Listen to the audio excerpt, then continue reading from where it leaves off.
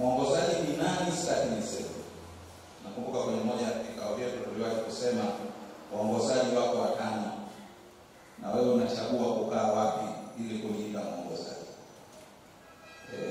Kuna waongozaji wanafunzi walioko shule, kuna waongozaji wanafunzi wanaotengeneza filamu kwa mara ya kwanza nje ya shule, kuna waongozaji wako mtaani wamepata shule hawajapata taaluma ya ufundi ya wanani hawajapata, lakini walishasoma shule wakienda mtaani.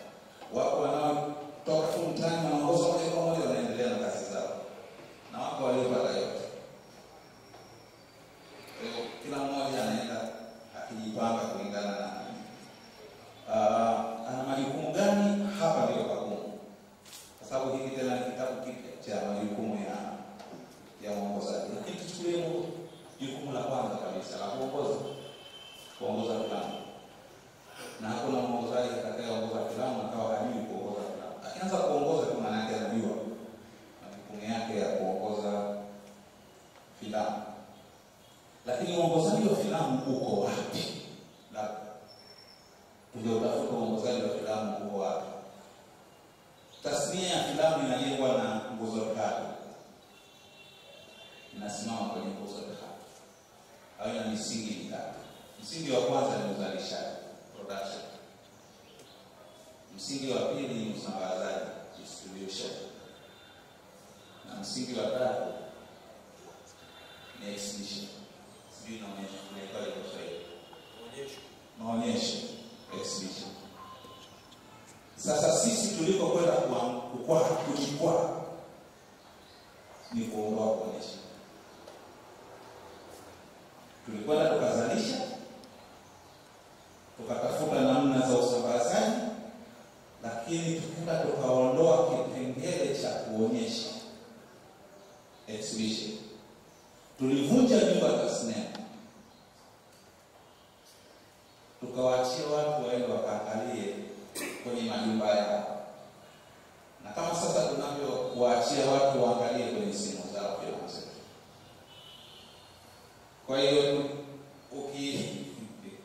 ukiwaachia watu waangalie wenyewe, maana yake kuonyesha ni kuandaa mahala maalum kwa ajili ya kutazama. Utakuwa unaonyesha. Ukitengeneza sanaa yako ukaitupa mtandaoni, kuonyesha umeiachia kuona.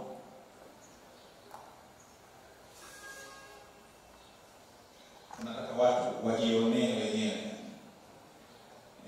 Mwenye pesa na si pesa anaweza kuona. Maana yake hatuko kwenye paper views. Tungetengeneza utaratibu wa paper view, maana yake tunataka kuonyesha. Pointi yangu mimi hapa ni kwamba tulipoamka kutengeneza filamu miaka ya 2000 kama Bongo Movie inavyotambuliwa, uzalishaji ulifanya vizuri sana. Changamoto ya quality tuachane nayo. Changamoto ya quality ni uamuzi. Mimi inawezekana hadi leo siwahi kuona filamu nzuri ya Kiswahili.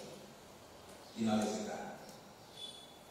Na kama zipo pengine kwa quality tunayosema. Na kama zipo pengine zipo hazidi 50 kwenye mamilioni tulio.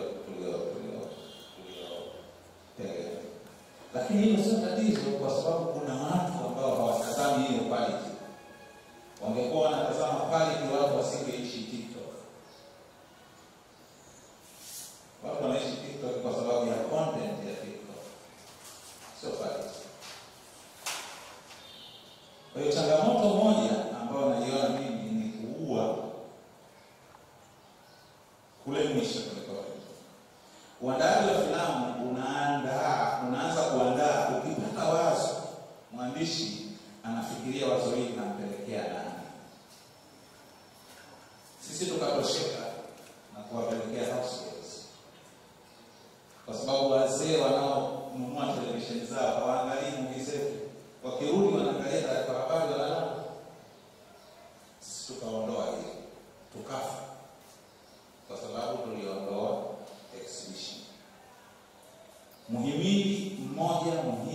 zaidi kwenye filamu. Filamu zingezalishwa Tanzania, ni production sio muhimu sana ukilinganisha na exhibition. Kwa nini? Kwa sababu filamu zingezalishwa 50 kwa mwaka. 50. Tanzania tungezalisha filamu 50 tu kwa mwaka. Halafu hizo zikarani mwaka mzima. Tungepiga hela nyingi zaidi kuliko kuzalisha 2000 kwa mwaka. Na tukawa kama watazamaji wa kudumu wanaziangalia. Tumetoa filamu imetoka Ijumaa, inaranga kwa muda wa wiki 2. Ipo Dar es Salaam inaangaliwa. Haijapeleka Mbeya, haijapeleka Morogoro. Wiki 2 watu wanaenda kuangalia na huko. Ni hela nyingi zaidi kuliko kuitoa kwenye DVD moja au CD moja ikaenda ikaangaliwa na mjani. Ikifika nyumbani imeishia kazi yake, imeisha safari.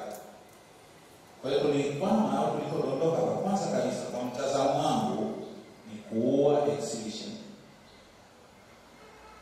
Tukajiwekeza zaidi kwenye uzalishaji.